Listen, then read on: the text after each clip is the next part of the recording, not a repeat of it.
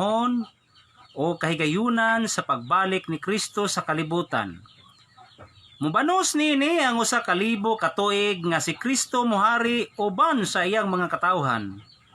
Aron sa pagsubay sa kamatuoran niini nahimugso ang programa nga The Kingdom of God ug ubos niini ang tulumanon nga consumatum est, natapos na ang tanan. Mga igsuon, ingnon ko kamo nga consumatum est kay natapos naman ang buluhaton sa Dios niining pagkatapos sa ikaduha ka libo ka tuig ni Kristo. Kay kiniman ang ikaunom ka libo gikan nga nagpakasala si Adan. Maingon nga sa ikaunom ka libo ka tuig gitapos sa Dios ang iyang mga buhat og sa ikapito ka libo ka tuig mipahulay siya. Maingon man usab nga natapos na ang ikaunom ka libo ka tuig ug ania nakita karon sa ikapito ka libo ka tuig nga niini ang Dios mopahulay usab.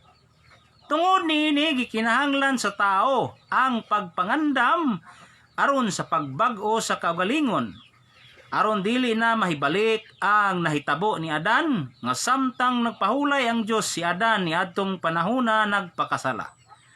Karon natukod na ang gingharian sa Dios ug mao kini ang pagasudlan sa nakaandam na sa iyang kaugalingon. Mayong hapon kanatong tanan kutob sa maabot ning atong sibya. No, pinagi sa estasyon sa radyo natin diha sa lungsod sa Ubay, Bohol. O pinagi usab sa tanan gayud nga naga-sponsor nga kanunay ang atong programa nagapadayon. Apan sa dili pa, among pasalamatan una sa tanan, among dakong pagyukbo sa tinubdan sa jutay namo nga kaalam gikan kini sa among mahal nga supremo sa gingharian sa Dios. Ang among labaw nga magtutudlo, mahal na Hari Philemon o Riam Bonanza. O usab sa atong presidente sa gingharian sa Dios nga mao si mahal na Prinsipe Rocky Riam Bonanza, nga sa kanunay usab sa pag-abag ni Hari Adolfo Riam Bonanza, ang presidente sa Philippine Deuterium Development and Management Corporation, nga kining usa ka korporasyon nga The Royal Alpha Omega Ring Trading Corporation, nga ang presidente niini mao si mahal na Prinsipe Rocky Riam Bonanza, nagtinabangay sa pagpangita sa mga mahimong beneficiary niini nga Future Deuterium Project sa Pilipinas sa pag-abot sa tukmang panahon. Ug sa tanan gayod nga royal family nga tuwa karon sa Purok New Jerusalem Rizal Shrine, no, Talisay, Dapitan City. Mayong hapon kaninyong tanan. Og sa tanan nga mga kauban na nako sa matag rehiyon sa Pilipinas, sa mga board of directors sa gingharian sa Dios, usa ngalan ni Haring Juanito Macalisa nga mao'y nasay dinhi sa Region 8. Og sa tanan gayod nga mga provincial leaders, mga municipal down to barangay leaders, no, labi na dinhi sa probinsya sa Bohol nga diha sa dapit sa Tubigon, I mean Talibon, Bohol, no, sorry, no, diha sa Talibon nga gipanguluhan ni Reyna Rosal Katipay og sa tanan nga mga municipal leaders ug mga barangay leaders niya, sa tanang mga kauban ang nagtinabangay aron nga kanunay nga kita makasibya dinhi sa kahanginan sa pagpahibalo sa gingharian sa Dios o ang tanang mga butang usab nga tinago sa unang panahon nga gipaagi og mga propesiya atong ianam-anam og pahibalo sa mga katawhan. Og sa tanan gayod nga nagasunod ning atong programa matag Domingo kutob sa maabot ni Mang Sibya, usbon ko maayong hapon kanatong tanan, manghinaot kami nga ang tagsa-tagsa kaninyo uban sa inyong kinatibuk-an nga mga banay diha sa pamilya kanunay kamo sa maayo nga pagpuyo, no? Nga layo kamo sa mga kasakitan, sa mga disgrasya, labaw sa tanan nga naa kanato kanang proteksyon sa Dios. Mga igsoon, ato nga hisgutan ang mga propesiya. No, daghan kaayong mga propesiya sa balaan nga kasulatan nga nagkaanam na og katuman. Mga panghitabo sa lain-laing sulok sa tibuok kalibutan o usab ang pinakaanindot nga mga panghitabo nga umalabot dinhi sa nasod sa Pilipinas nga mao ang gibutangan ni Kristo sa gingharian sa Dios. Mga igsoon, dili lang kayo dugay no atong nasaksihan diha sa social media, sa telebisyon, newspaper ug uban pa ang mga panghitabo yadto nga niaging mga adlaw nga nagsunod-sunod, no? Ilabi na dito sa Middle East. Dili nato ikatingala kana tungod kay dugay na kaayo na nga gipropesiya. Labi na kadto nga nahitabo sa Lebanon, mga igsuon. Kay katong nahitabo sa Lebanon, propesiya magkadto ni Zacarias, no, kun atong basahon kanang Zacarias 11:1 nga matud pa buksi ang imong mga puntahan o Lebanon aron lamyon sa kalayo ang imong mga kahoy nga sidro. Munang dunay kalayo usab nga milamoy sa sentro sa Lebanon nga mao kadtong biro. Bisan kining gitawag og wildfire, no? Sa lain-lain nga mga kalasangan, sa lain-lain nga mga nasod. Nung anong doon na may gitawag og wildfire, na dili man gyud kana malikayan tungod kay ang balaang nga kasulatan nagtagna sa panghitabo nga gitawag og wildfire. Asa man na nato mabasa? No, sa dili pa ta mohatag sa sentro ning ato nga tema dinhi sa Pilipinas. Kanang wildfire, mga igsuon, ato kanang mabasa sa tagna ni Propeta Joel sa kapitulo 1 verse 19 hangtod sa 20, no? Matud pa.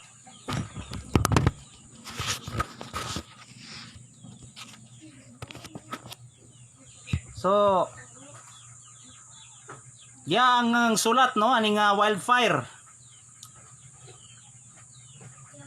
Oh, Eli,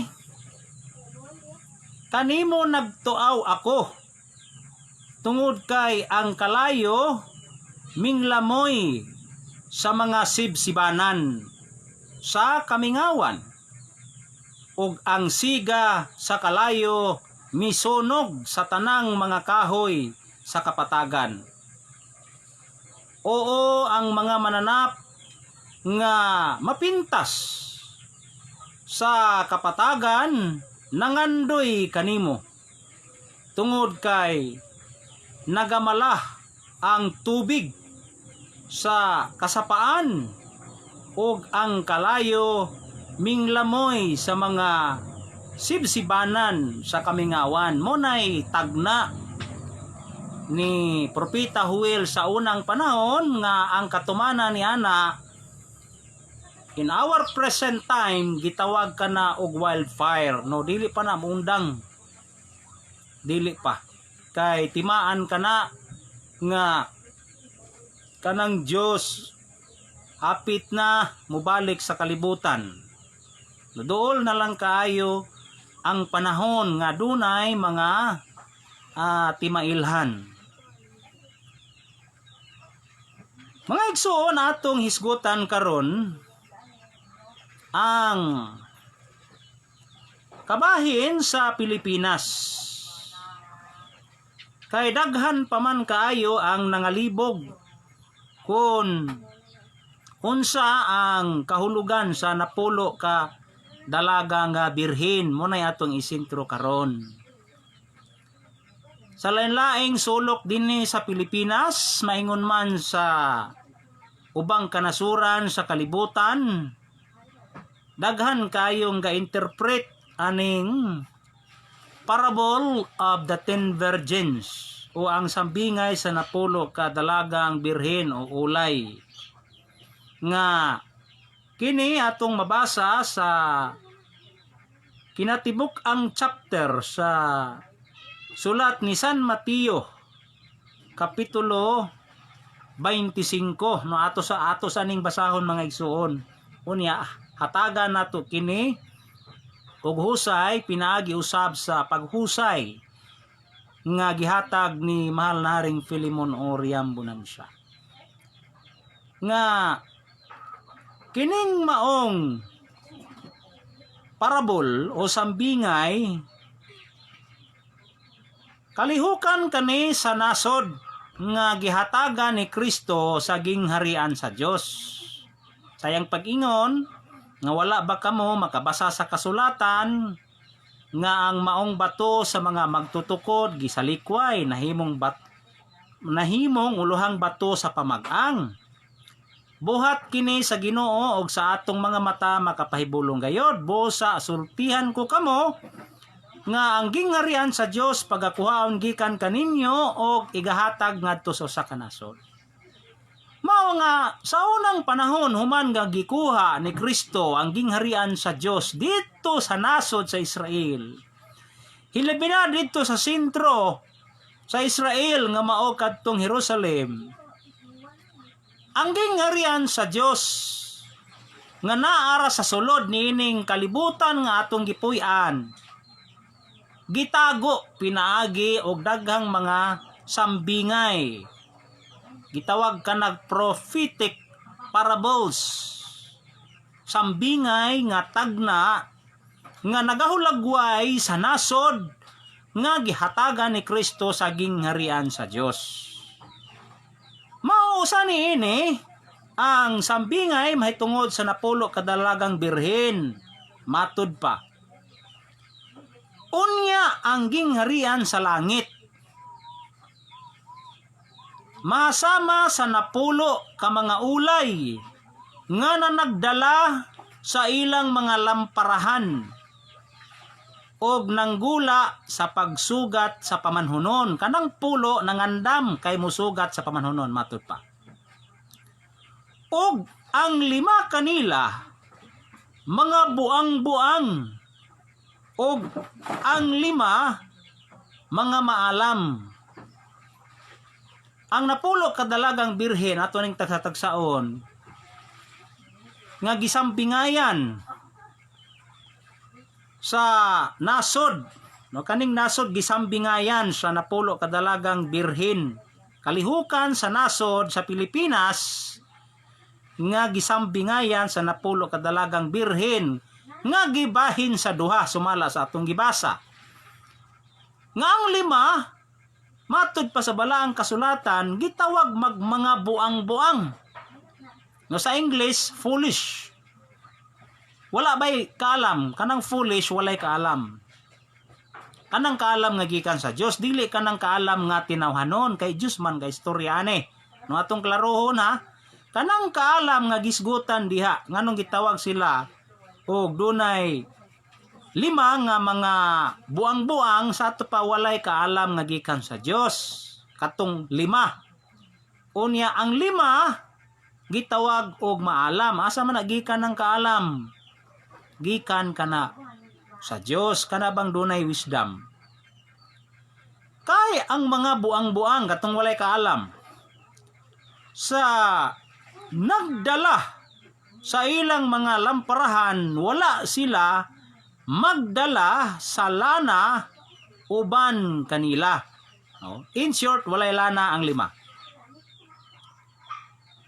Apan ang mga maalam na nagdala sa lana sa ilang mga tibod uban ang ilang mga lamparahan. Karon sa nadugay ang pamanhunon na nagduka silang tanan o nangatulog tanan sa ato pa kanang pulo na nagduka nangatulog. Apan sa tungang gabi may usa ka singgit aniya karon ang pamanhunon nagaanhi. Sugata ninyo siya. Kinsa may giingnan? Kadtong napulo ka mga dalagang birhen nga nakatulog kay dugay pa man miabot ng pamanhunon. Apan sa tungang gabi dunay singgit nga miabot na ang pamanhunon. Sugatan ninyo siya. Kinsay giingnan? Kadtong pulo.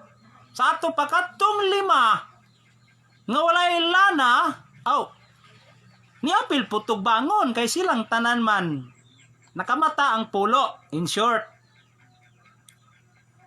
padayon ta. Unya kadtong tanang mga ulay na nagpamangon katong pulo o gihikay nila ang ilang mga lamparahan. Ug ang mga buang-buang na nag-ingon sa mga maalam, hatagi kami ninyo sa inyong lana kay nagakapalong ang among mga suga. Apan ang mga maalam na nagpanubag nga na nag-ingon, tingali kulangon kami, pangadto hinuon kamo sa mga na nagbaligya og pumalit kamo alang kaninyo. Og samtang miadto sila sa pagpalit, miabot ang pamanhunon. Og sila nga andam mingsulod oban kaniya sa kasal o gisarhan ang pultahan. Unya nangabot usab ang ubang mga ulay nga nagaingon, Ginoo, Ginoo, ablihi kami. Apan siya mitubag og nag-ingon, sa pagkamatuod magaingon ako kaninyo, wala ako makaila kaninyo. Busa pagtukaw kamo kay wala ninyo hibalui ang adlaw bisan ang takna nga moanhi ang anak sa tao. So, mo na isang bingay nga ang inding patukawon kita kay ang tuyo sa pagtukaw aron kita masayod sa pag-abot sa anak sa tao. Mga igsoon, ang sambingay nagakahulagway sa kahimtang sa Pilipinas. Og kini gihatagan og kahulugan sa amo nga magtutudlo sa gingharian sa Dios nga mao si mahal nari nga Filemon Oriam Bonanza. Nga ang kahulugan sa napulo kadalagang birhen mao ang napulo ka mga pangulo human sa napulo sa unang napulo ka mga pangulo. Kay kini nga tong nasod sa Pilipinas, mga igsoon, osbon ko nga ang propesiya ani, kinatibuk ang propesiya. Sumala sa pagpahibalo ni mahal na ring Filemon Oriam Bonanza nga gitagan-an lamang ang nasod sa Pilipinas og 20 ka mga pangulo. 20. Sulod sa usa ka gatos katuig. Mao kana ang giingon ni Dr. Jose Rizal sa iyahang pagsulti nga Filipinas dentro de 100 anyos nga ang Pilipinas sulod sa usa ka gatos katuig o Philippine Century Hens. Wala kini mahatagi og pagtagad sa mga nakabasa o nakadungog sa pagsulti ni Dr. Jose Rizal nga Pilipinas dentro de 100 anyos kay wala man niya gidetalye. Nga ang gihatagan ana kay gimensyon man una nga Pilipinas dentro de 100 anyos. Ang Pilipinas gihatagan sa Dios og usa ka gatos ka tuig. Nga kaning usa ka gatos ka tuig mga igsoon dumalaon sa 20 ka mga pangulo. Unya kaning usa ka gatos ka tuig gibahin sa duha. 40 ka tuig alang sa unang napulo ka mga pangulo ug 60 ka tuig alang sa laing pulo ka mga pangulo.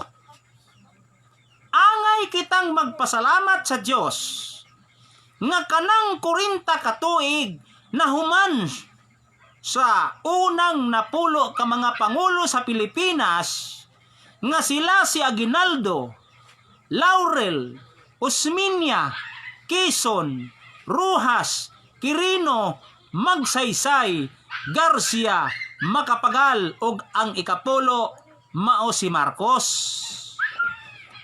Mao nga aron maisip ang lain nga pulo ka mga pangulo sa Pilipinas nga maoy muhupot sa 60 ka tuig na magitan dayon si Madam Corazon Aquino.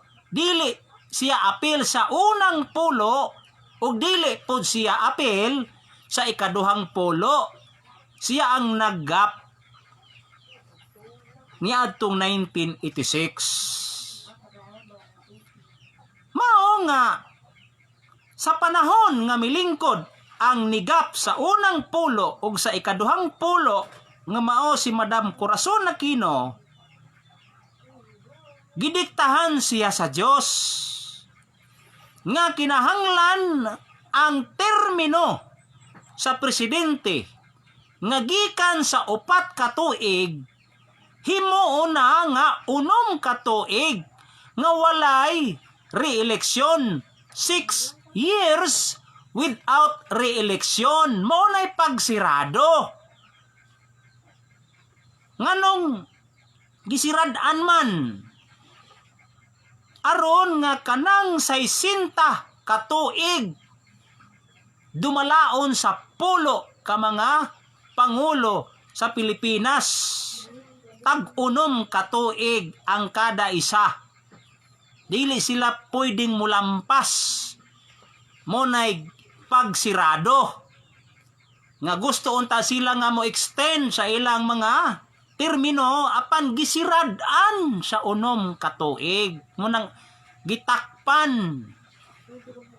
Gusto pa unta silang mosulod sa laing termino apan dili na sila makasulod kay walay re-eleksyon sumala sa 1987 Philippine Constitution. Sumala sa atong balaod nga 6 ra gyud ka tuig ang presidente. Mao nga sa napulo kadalagang birhen ang katumana ni ana mao ang napulo ka mga presidente human sa termino ni Presidente Corazon Aquino niadtong 1992. Mao nga pagka 1992 nag-presidential election dayon ang tibuok nasod sa Pilipinas ug ang midaog si Ramos. Kung atong balikan ang hunahuna ni Presidente Ramos niadtong panahon, gusto niyang usbon ang konstitusyon sa Pilipinas. Katong gitawag og chacha, charter change. Unsa may tuyo adto? Aron nga dili lang siya mulingkod sa 6 ka tuig, pwede siya mo extend. Apan gisirad-an man sa 6 ka tuig, pagbuot ma Dios man nagsirado ana, mo nang di gyud sila pwede nga mulampas sa 6 ka tuig. Mo na giingon sa balaan nga kasulatan nga Sila maingon nga ablihi kami. Wala na laing panahon alang kanila kay unom lang katuig. Munang wagid masayop ang balaan nga kasulatan. Sa lain nga bahin, kung atong tukion ang programa ni Ramos, ang iyang programa nagtarget siya og Philippine 2000. Alang sa maayong ekonomiya sa Pilipinas. Kay 1992 man to siya nilingkod, mo nang target siya og Philippine 2000. Unya, kay unom raman katuig, 1992 plus 6 years equals 1998. Mahuman na yung termino. Apan nga naman, nga iya man ang gitarget, Philippine 2000 nga mahuman na yung termino, sa 1998 man. Kay diha sa iyang unahuna, gusto siya mo extend sa iyang termino, pinaagi sa chacha o charter change. Natuman ba? Wala, kay dili o yun sa plano sa Diyos. Karon, gisulat man nga ang 5 kanila walay lana, unsa man ang lana. Sa sambingay lana, apan unsa man na kana sa aktual. Kanang lana mao kana ang deuterium, everlasting deposit of deuterium nga naa sa Pilipinas nga 85 million barrels a day. Bisan tuod ang deuterium ni adtong unang panahon. Ni adto pa ni na-discovery 1986, apan failure man ang project sa Surigao kay wala pay panahon. Mao nga wa gyud pod maguna-una si Presidente Ramos nga maghatag og ekonomiya, maayong ekonomiya sa Pilipinas gamit ang deuterium. Wala gyud moabot siyang unahuna kay wala diktahi sa Dios.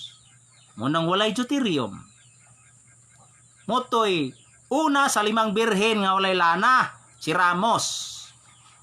Ang ikaduha mao si Estrada, Irap, milingkod 1998. Unsa may iyang programa, Irap para sa mahirap. Nga na siyang hunahuna nga sulbaron ang kapobrehon o kahirapan sa Pilipinas. Apan unsa man iyang paagi, nagtukod siya og daghang mga pabahay. Magunsa man ang pabahay, wa po'y trabaho, ang mga tao hirap gihapon.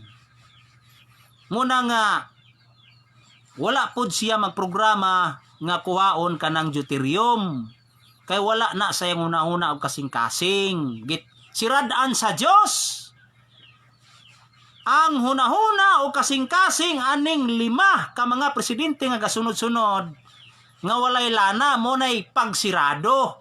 Apil kanang unom katuig nga di sila pwedeng molampas. Munang wa gyud masayo.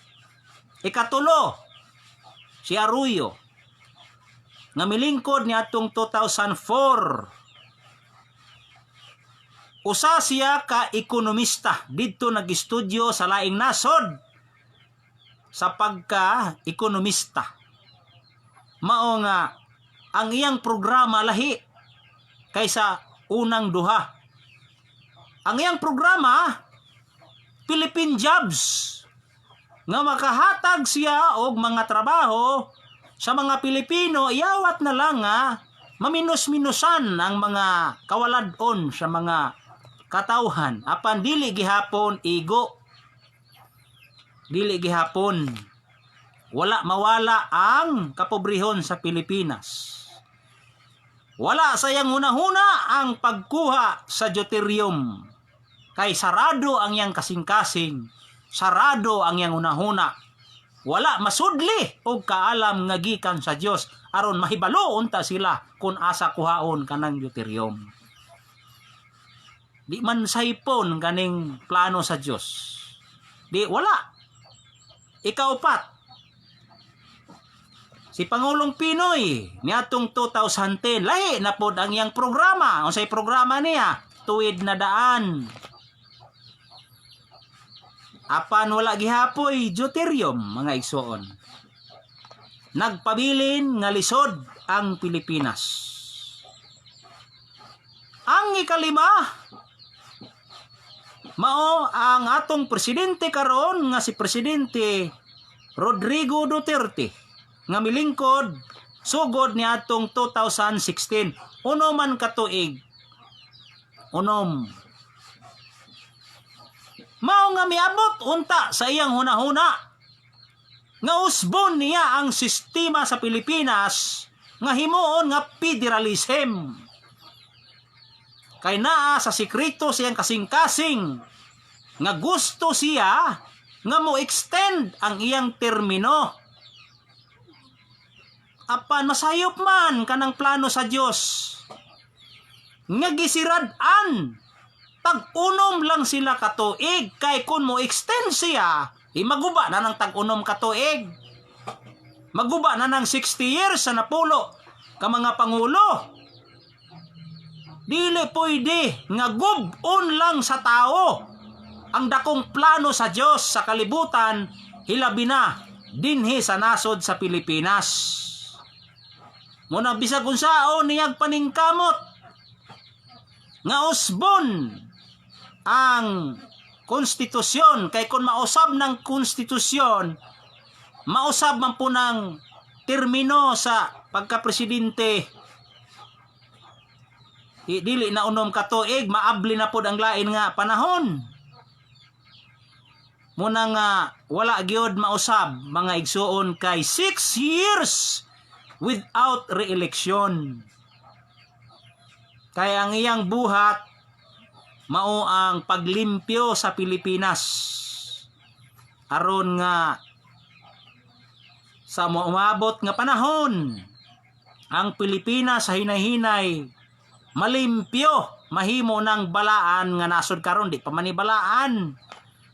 Although spiritually balaan nga nasod, apan sa material daghan pa man ang nagbuling-buling sa pagkabalaan sa Pilipinas.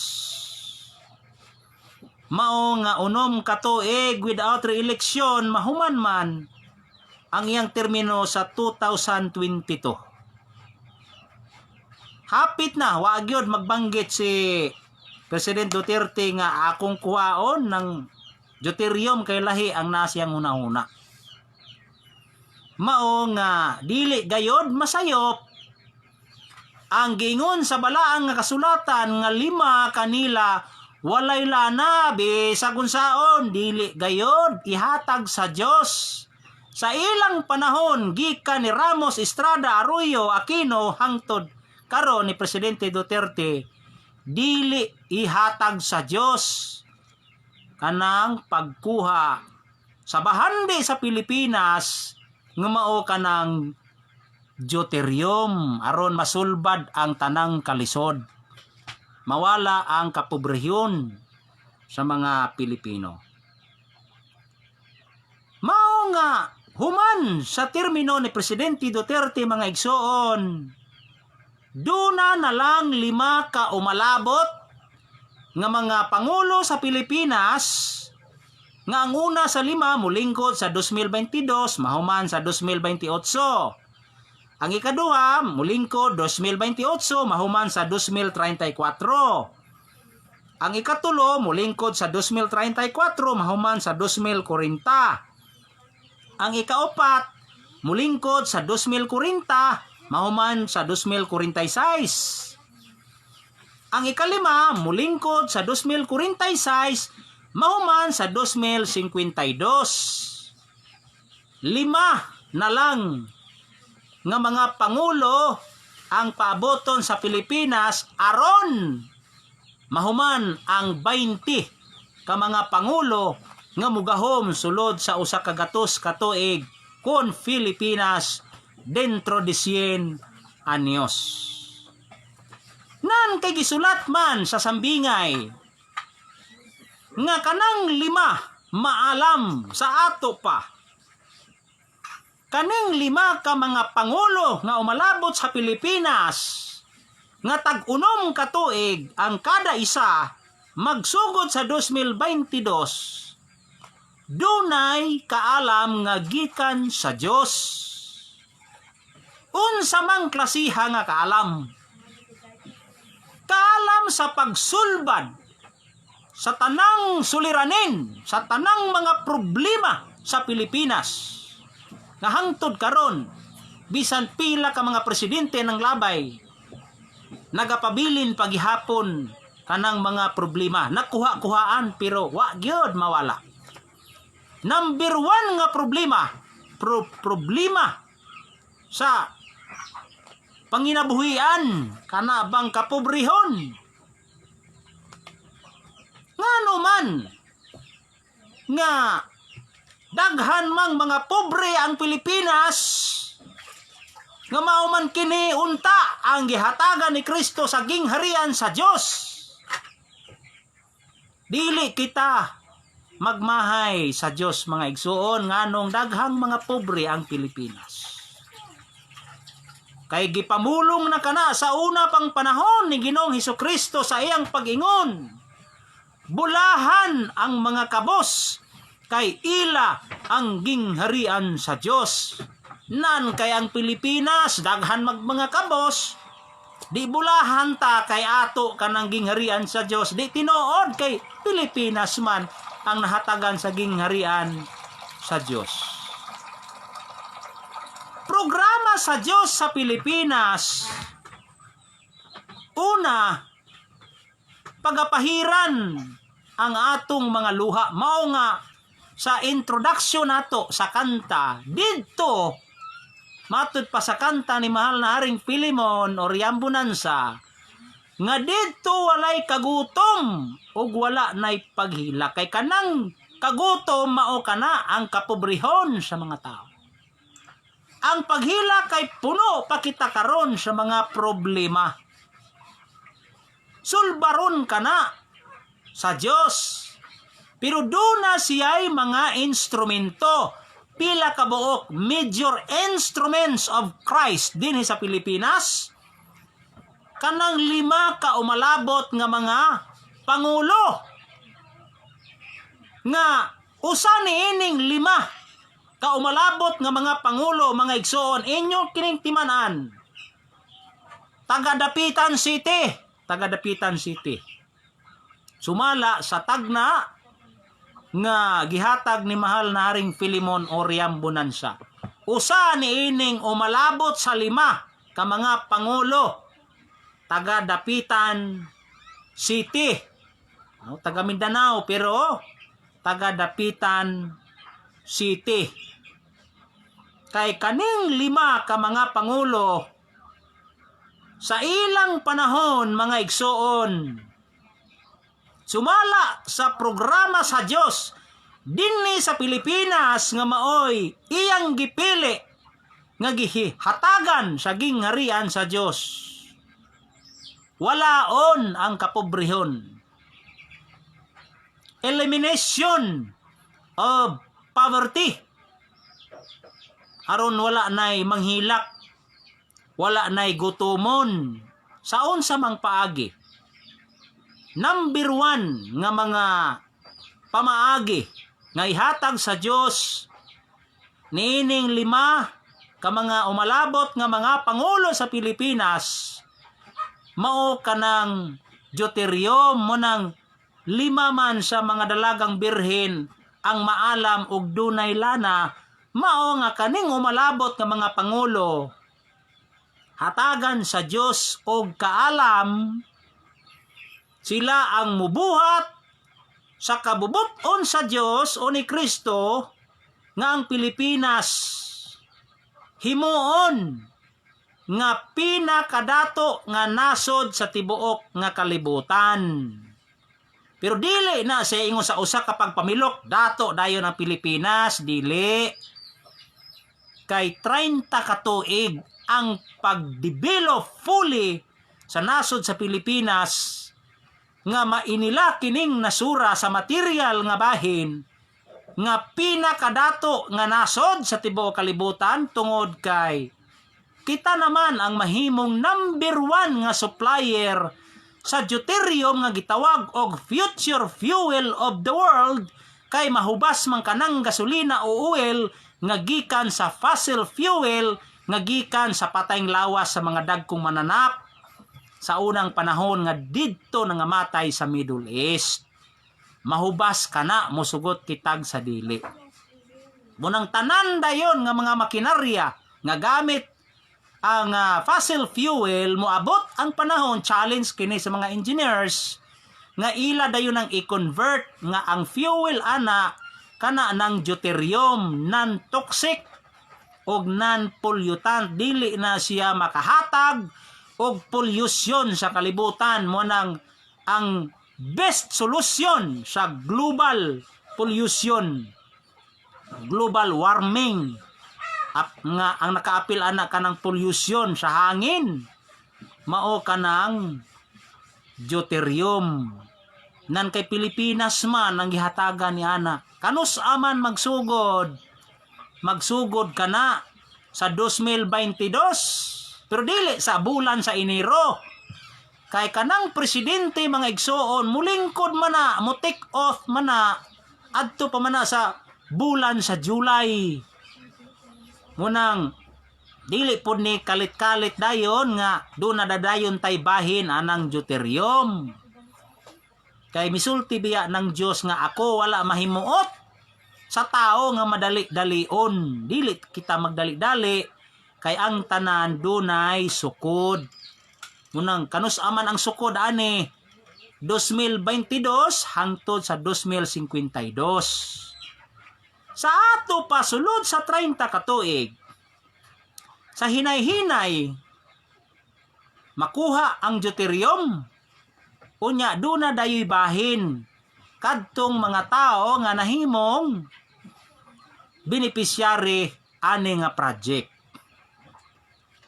Mga igsuon, ang senaryo ani nga project dunay private nga korporasyon nga gitawag og proponent sama sa nahitabo niadtong 1986 nga ang nakadiskubre sa deuterium sa Pilipinas nga mao si Cesar Escusa, usa ka scientist, Filipino scientist. Siya ang nahimong proponent kay siya man ang nakadiskubre nga naa sa Surigao. Siya belong sa private sector. Pila may bahin sumala sa balaod ani nga gitawag ni The Oil Exploration Development Act of 1972 nga ang private sector o ang proponent side kanang gadala sa project 40%, ang sa government 60%. Mo nang dako gihapon ang sa gobyerno kay dili man ni siya ma-implement kung dili mo pirma kanang presidente sa deuterium project. Mo nang walay proponent karon nga miadto ni Presidente Duterte nga nagdala og master plan sa deuterium project, kay masayop ang balaan nga kasulatan, masayop ang plano sa Dios. Kung do na manggani engineer nga muadto ni Presidente Duterte nga nagdala og deuterium project iyang paaprubahan, apat yun na sa Ginoo. Kay masayop ang sukod, dili pa sa panahon karon ihatag kanang deuterium. Mao nga gitago pa na sa Dios kanang master plan ana. Mo nang wala pa mulutaw kanang mga engineers, technical panel, group of expert technical panel, group of professionals nga maoy muandam anang master plan of the deuterium project of the Philippines. Kay adto pa man na siya iladlad sa unang presidente sa 5 nga mulingkod sa 2022. Mao nga sa ilang panahon ihatag kanang kadagaya sa Pilipinas tanan nga kadagaya ihatag dili lang kay deuterium. Unsa man nga kadagaya bisan ang mga abot sa kaumahan, tanan natong mga tanom nga nahimong source of livelihood o income sa mga tao, ihatag usab sa Dios kanang panalangin, mao punay kadagaya. O dili lang kanang deuterium pero primary kanang deuterium. Mao nga mobalit-ad na dayon ang kahimtang sa Pilipinas ikumpara sa mga dato nga mga dagkong nasod sa tibuok nga kalibutan. Kung magbahin na ang mga Pilipino sa income sa deuterium, kinsa pa may mo abroad, wala na.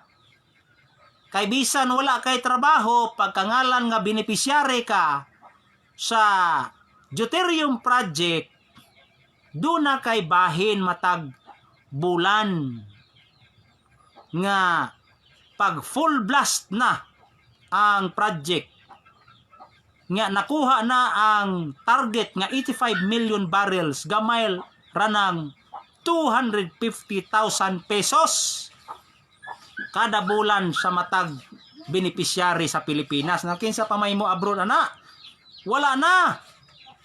Tagalaing nasod na ang mo abroad sa Pilipinas kay gitagna man ni Sayas nga tagalaing nasod na ang mahimo natong mga katabang. Sila na pod ang mo abroad sa Pilipinas kay walay makahimo sa kadato sa Pilipinas sulod niining 30 ka tuig. Unya, ang mga Pilipino usab mga dato na.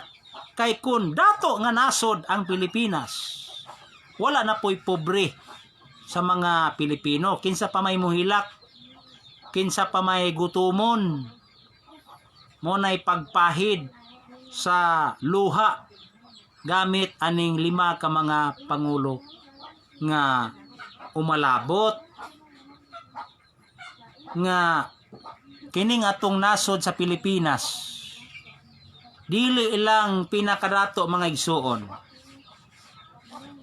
Mahimo kini nga pinakanindot nga nasod sa tibuok kalibutan in terms of landscaping. Kung doon na mo'y makita sa mga hulagway o mga videos sa lalaing sulok sa matag nasod sa kalibutan nga pinakanindot,